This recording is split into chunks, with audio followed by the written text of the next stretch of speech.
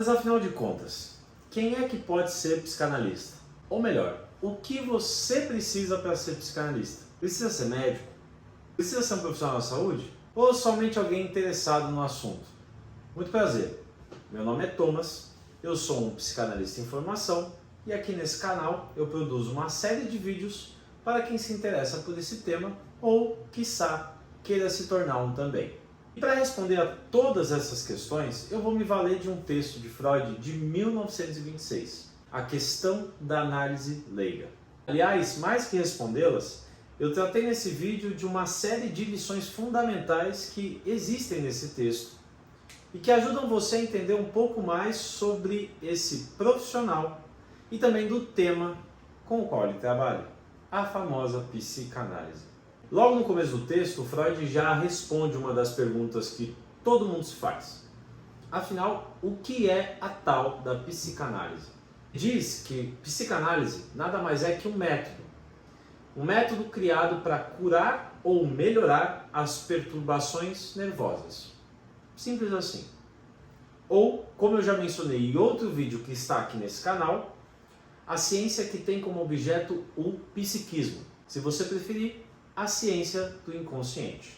Dito isso, Freud deixa claro que esse não é um tema exclusivo da classe médica.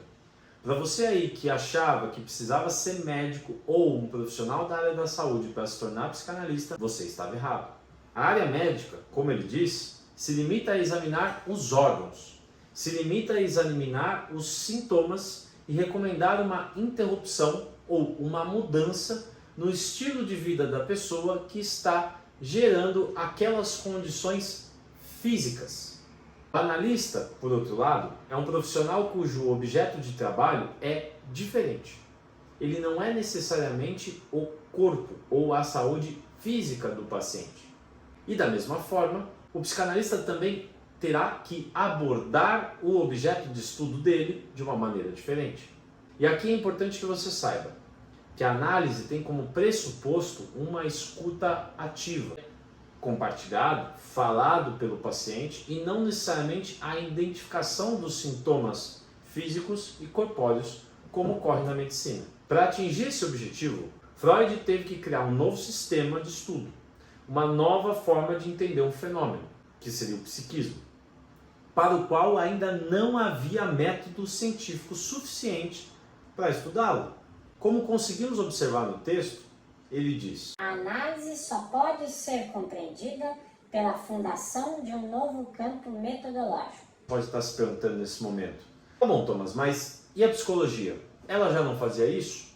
Para Freud, psicologia era a ciência do comportamento humano e não necessariamente a ciência do psiquismo. Para Freud, a psicologia nada mais era do que a fisiologia dos sentidos. A ciência que vai explicar o comportamento humano, como eu acabei de dizer, e basicamente como nós atuamos na realidade.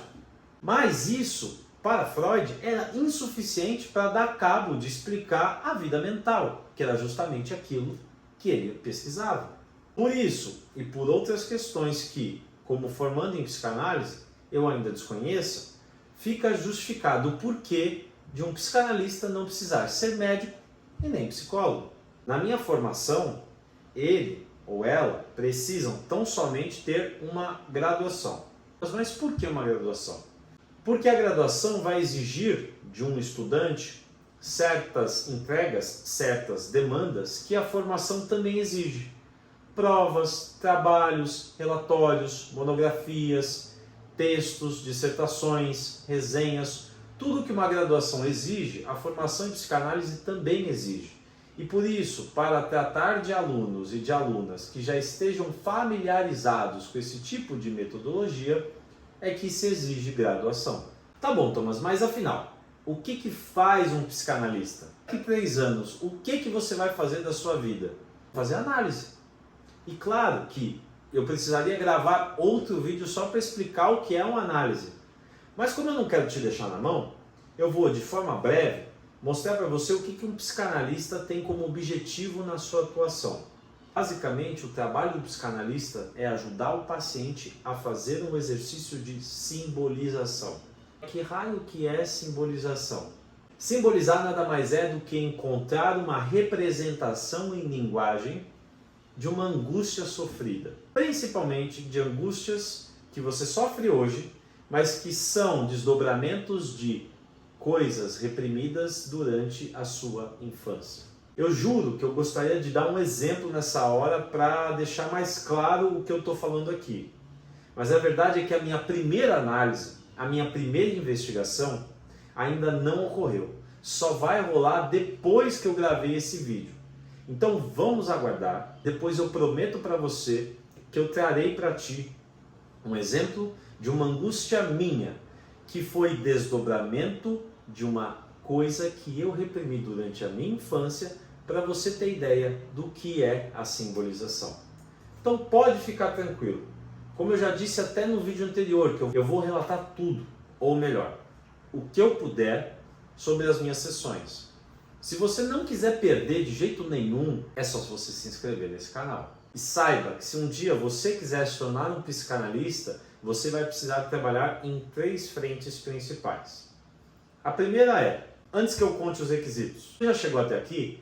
Então curte esse vídeo. Requisito 1, você precisa ter tão somente uma graduação. Requisito 2, você precisa ter um mínimo de sessões de análise. Requisito 3, você precisa praticar a análise supervisionada em outros pacientes. Parecido com um estágio, sabe? E talvez um último requisito que eu não precisaria falar, mas é interessante eu deixar claro, você vai precisar ler e estudar horrores. Nos vemos no próximo vídeo.